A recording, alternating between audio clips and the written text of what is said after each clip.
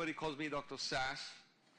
And I'm going to change my talk a little bit because the talk Jeremy gave was so excellent. I was blown away by this talk. I knew this guy had it in him when I met him. He just blew me away. So I'm going to start by telling you a little bit about myself and about the different companies we own and how I got into Wold and Halo. So I started off as an emergency room doctor. I'm an MD. I worked in an emergency room. And right away when they started talking to me about Halo, I thought, wouldn't it be great if all those patients that showed up in my emergency room, dead on arrival, without a pulse, and without not breathing, and the ambulance driver just said, we found them in the street, here it is. Wouldn't it be beautiful if they had a device that would tell us what was the cardiac rhythm 2-3 hours, 3-4 days before they showed up in my ER? Did they have some kind of arrhythmia? Was the potassium high? How many more people could we save if they were wearing that device, if they showed up in my emergency room and they couldn't talk because they were unconscious, but I would take the device, I'd plug it into some kind of a monitor and get all this data, what we call big data these days. I started out in emergency medicine, but I was fat. I was obese, actually. And I started a journey in weight loss, eventually became board certified in bariatric medicine, which is weight loss medicine, and also in anti-aging medicine. And my journey in medicine really took me into business and not the other way around. I started a company called Smart for Life, where we produce healthy products that are low in sugar, high in protein, high in fiber, and we've been doing very well with that line. And I really believed in delivering food and nutrition would be key to making people living healthier and better lives. I also started a company called Straight Medical Lab, which Jeremy used to work for. Jeremy was my employee. I think I'm going to be working for Jeremy going forward. And you know what? I'll tell you a story about Jeremy.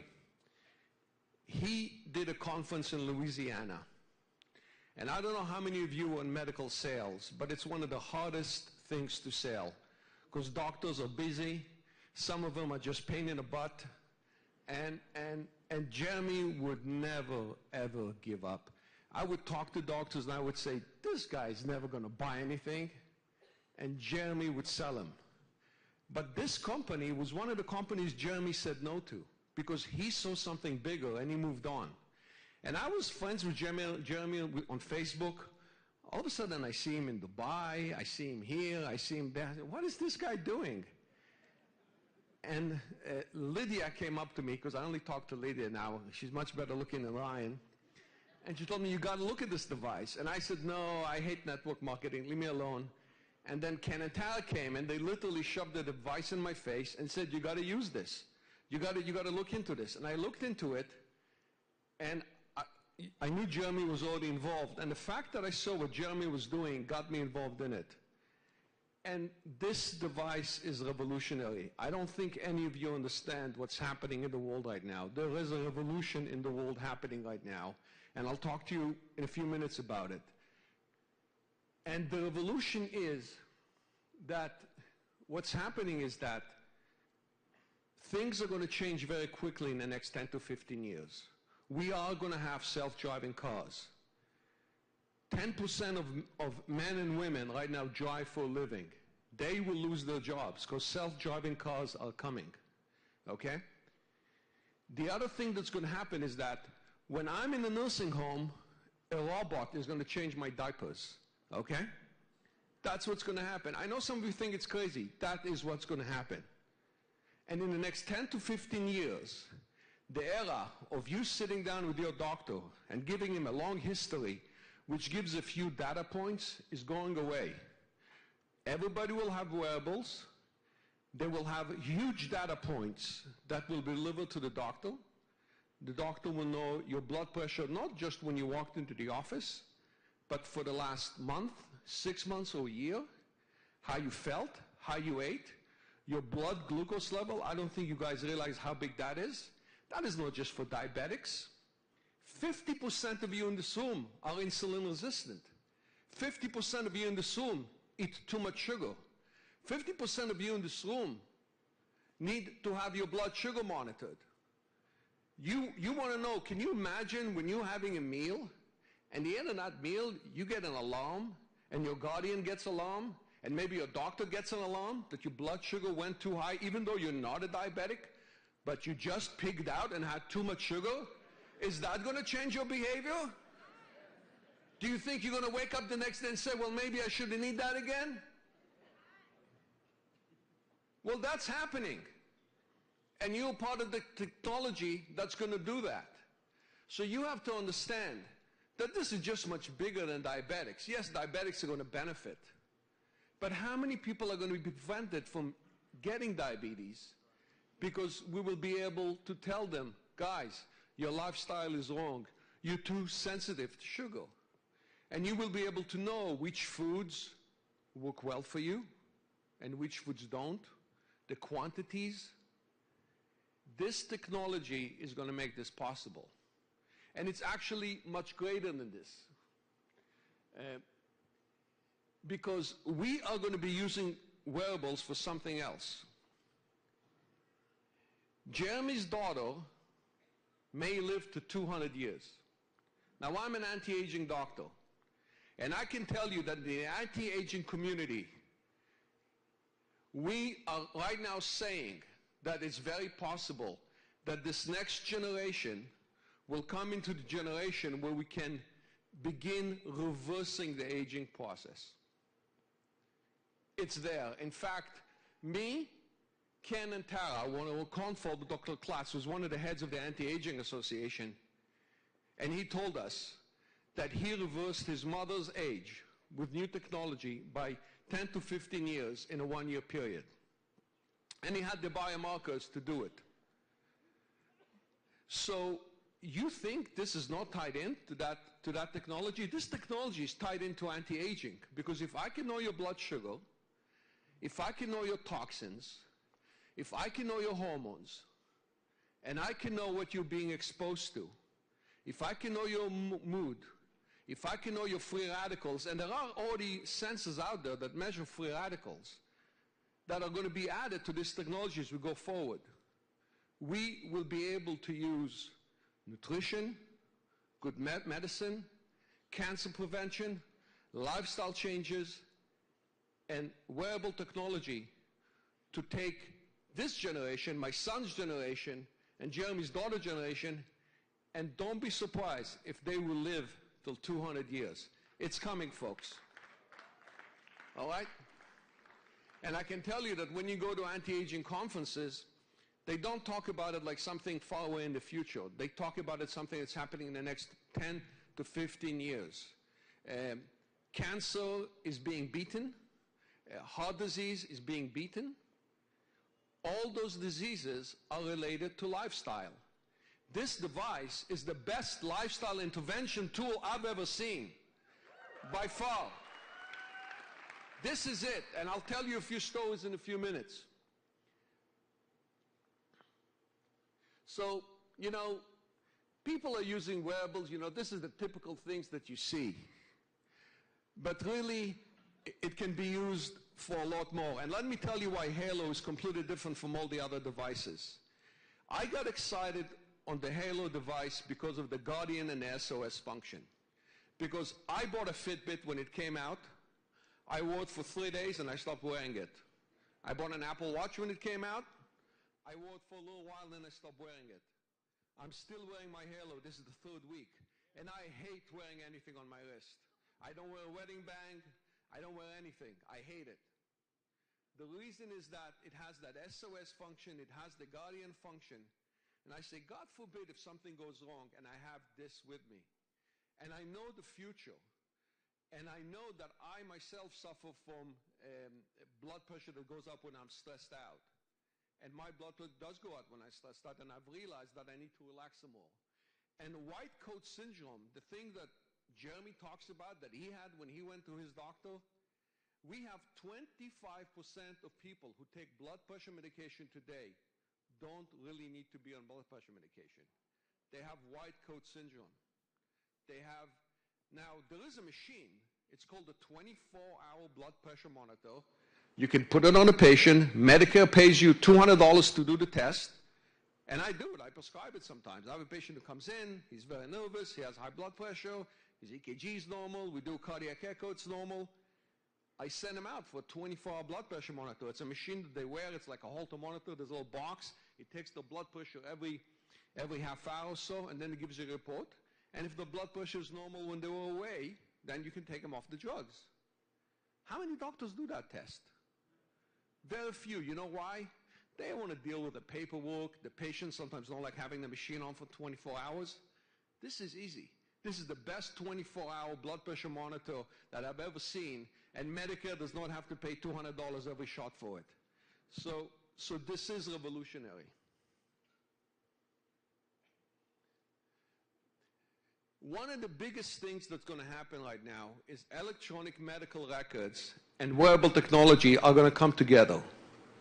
I bet you that in the next year or two, this company is going to link up to an electronic medical record.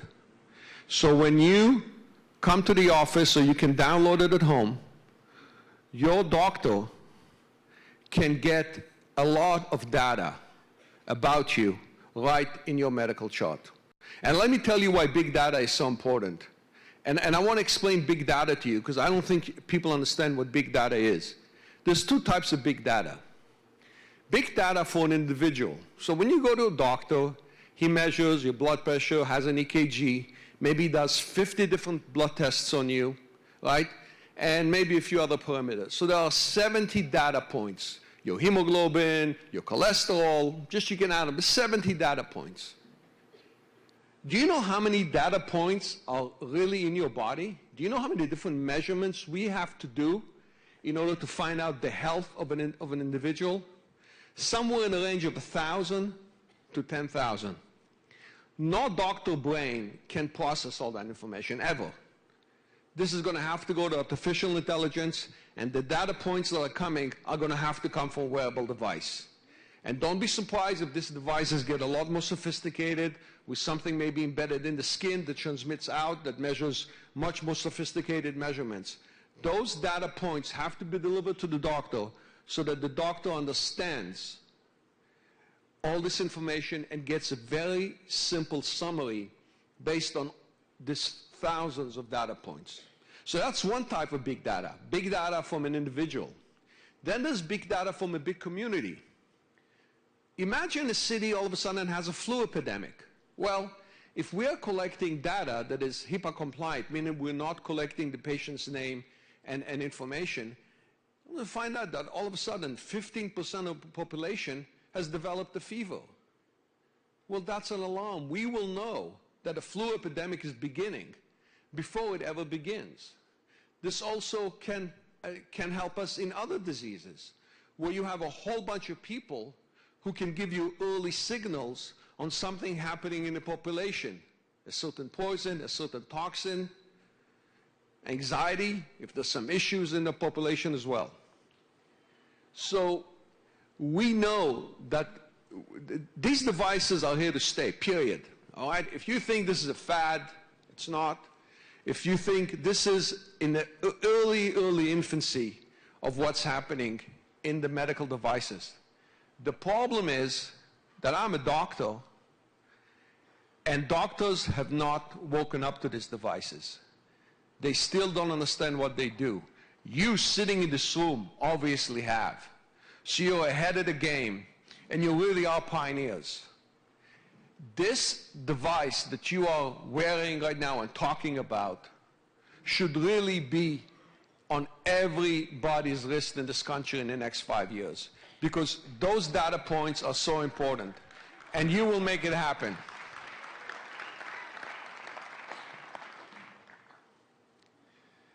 There's also a perfect marriage between this device for weight loss. This device can tell us about, a lot of my patients come to me and they tell me, I eat because I'm angry, I eat because I'm depressed, I eat because I'm bored, I eat because I'm stressed. Wouldn't it be nice if I could know if what the patient is telling me is true? That would differentiate between the patient who just tells me that and the patient who doesn't tell me that. Wouldn't it be nice if I can tell the patient, hey, you visited McDonald's twice in the last week? All right? This is going to happen. Because this device was geographic, apps are going to be created. This is why the App Store that this company has created is revolutionary. Because an app will be created that will tell you when did the patient eat, where did they go, and the doctor can put warning areas. You know, McDonald's, don't go there. I'm going to get an SOS. I'm going to get a Guardian alert. It's going to happen. I remember 5 years ago, I had a friend who started a diet, and all of a sudden I get a phone call like at 10 o'clock at night. He was living in New York City. I still live in Florida. And he says, I'm outside of a pizza place. Talk me out of it. And I go, what? He goes, I'm outside this pizza. I'm going to have a pizza. Talk me out of it. I said, don't go. Just leave. Go for a walk. Go have a protein bar. And he did. I would love to be able to do that automatically, electronically. People want that. People want to be talked out of it. People want to be talked out of eating bad. These devices will be able to do that.